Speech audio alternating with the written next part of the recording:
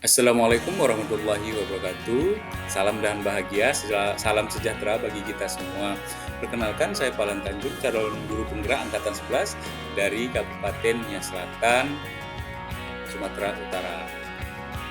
Baik, kesempatan kali ini saya akan menyajikan materi tentang demonstrasi kontekstual modul 1.1, yakni pendidikan yang berpihak kepada murid sesuai dengan pemikiran Ki Hajar Dewantara. Dalam mendesain strategi pembelajaran kali ini, saya membuat sebuah perumpamaan bahwa pendidikan atau pembelajaran itu sebagai sebuah kebun belajar. Saya membuat metaforanya seperti itu. Saya mengambil tokoh Pak Alan dalam penyajian materi kali ini adalah seorang guru yang berdedikasi menerapkan nilai-nilai Ki Hajar Dewantara dalam pendidikan yang berpihak kepada murid. Dia memandang kelasnya seperti sebuah kebun yang perlu ditanam, dirawat, dan dipanen dengan bijak. Dengan alur strateginya, yakni kebun belajar Pak Alan. Yang pertama, tentunya strategi yang dilakukan dalam berkebun ini adalah persiapan lahan. Pak Alan sebelum menanam, dia mengenal jenis tanah dulu yang ada di kebunnya. Untuk strategi pembelajarannya, Pak Alan mengadakan sesi perkenalan atau pemahaman awal terhadap murid. Pak Alan berkenalan dan melakukan observasi untuk memahami latar belakang, minat, dan kemampuan setiap siswanya. Yang kedua adalah Pak Alan melakukan pemilihan benih atau bibit yang akan ditanam. Dia akan memilih bibit atau benih yang sesuai dengan kondisi tanah dan iklim yang ada di lingkungannya. Kalau dalam strategi pembelajarannya adalah Pak Alan mengidentifikasi potensi yang dimiliki oleh murid. Dia mengidentifikasi potensi dan bakat setiap murid melalui kegiatan eksplorasi seperti proyek kecil, tes minat, dan diskusi. Langkah berikutnya adalah Pak Alan akan melakukan penanaman bibit atau benih. Pak Alan tentunya menanam benih dengan sangat hati-hati, memastikan mereka yang mendapatkan ruang yang cukup untuk tumbuh.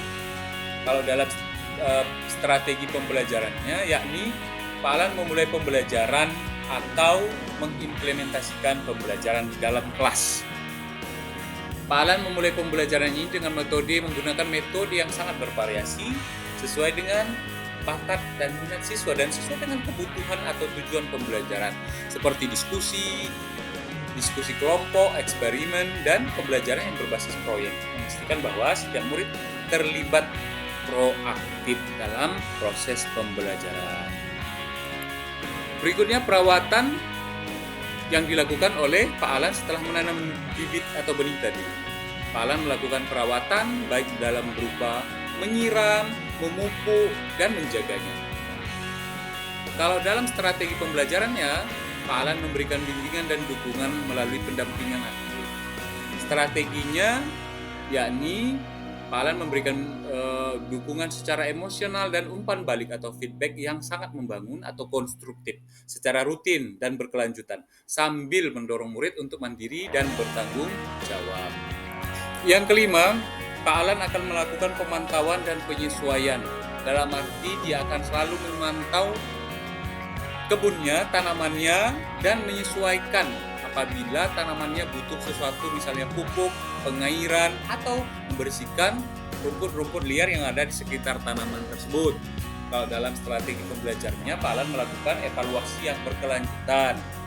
Strateginya, Pak Alan melakukan evaluasi yang berkelanjutan melalui penilaian formatif dan sumatif, serta refleksi bersama murid untuk menyesuaikan metode pembelajaran sesuai dengan kebutuhan. Setelah memilih, menanam, merawat, Pak Alan akan tiba kepada memanen hasil tanamannya dari apa yang telah diusahakannya sebelumnya. Pak Alan memanen hasil kebunnya dengan hati-hati, merayakan setiap keberhasilan kecil maupun besar dalam arti dia bersyukur atas apa yang telah dikerjakannya dengan maksimal. Dalam strategi pembelajarannya, Pak Alan merayakan atau mengapresiasi hasil belajar siswa. Pak Alan mengakui atas pencapaian murid melalui penghargaan atau reward, pameran karya, dan refleksi keberhasilan. Memastikan setiap murid merasa dihargai dan termotivasi untuk terus belajar. Nah, di bagian terakhir ini, tentunya setelah memanen hasil panennya, Pak Alan tidak membiarkan lahannya begitu saja, tidak diolah. Tentu dia akan melakukan pengolahan kembali. Nah, dalam hal ini, Pak Alan mengolah kembali lahan tersebut untuk siap ditanam benih baru. Dalam strategi pembelajarannya dikenal istilah long life learning atau pembelajaran yang berkelanjutan. Dia memastikan bahwa proses pembelajaran berkelanjutan dengan mengajarkan murid tentang pentingnya refleksi dan perbaikan diri, serta merancang program pembelajaran yang adaptif dan relevan dengan perkembangan zaman. Nah, dalam berkebun atau bercocok tanam tadi, tentu Pak Alan akan menghadapi yang namanya tantangan. Dan begitu juga dengan dalam hal proses pembelajaran, Pak Alan menemukan yang namanya tantangan atau masalah, namun demikian selalu ada solusi yang dicari oleh Pak Alan. Tantangan yang pertama contohnya keterbatasan fasilitas di sekolah atau di dalam kelas, ataupun keterbatasan oleh siswa.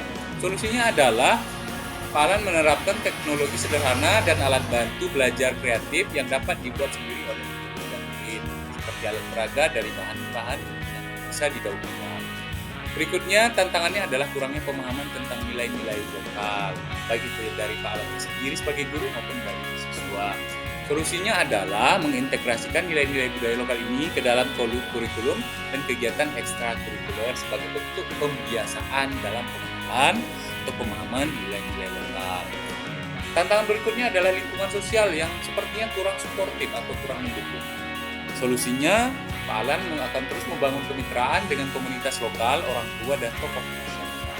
Ini terwujudnya cita-cita dari seorang pendidik. Berikutnya, tantangannya kurangnya partisipasi murid dalam pembelajaran atau murid itu sepertinya tidak aktif.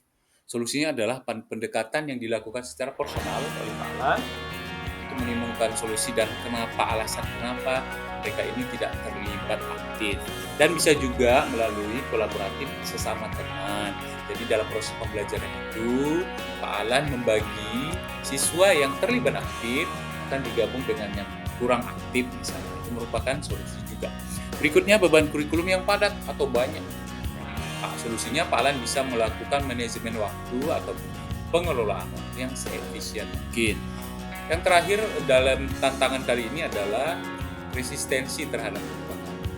Resistensi ini bisa ditemui adanya di guru, di murid, di orang tua, bahkan di lingkungan. Solusinya bagaimana?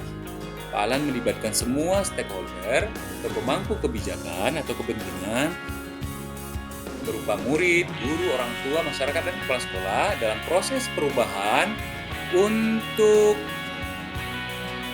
menciptakan rasa memiliki dan tanggung jawab bersama. Tiba kita di bagian kesimpulan dari semua penjabaran kali ini, yakni dengan menganggap kelas sebagai kebun belajar, Pak Alan menerapkan mengimplementasikan pemikiran Ki Hajar Dewantara melalui pemahaman, bimbingan, dan dukungan yang berpihak kepada murid, memastikan bahwa setiap murid dapat tumbuh dan berkembang sesuai dengan potensi. Demikian saja. Terima kasih. Mauliate Sawagolo. Thank you very much.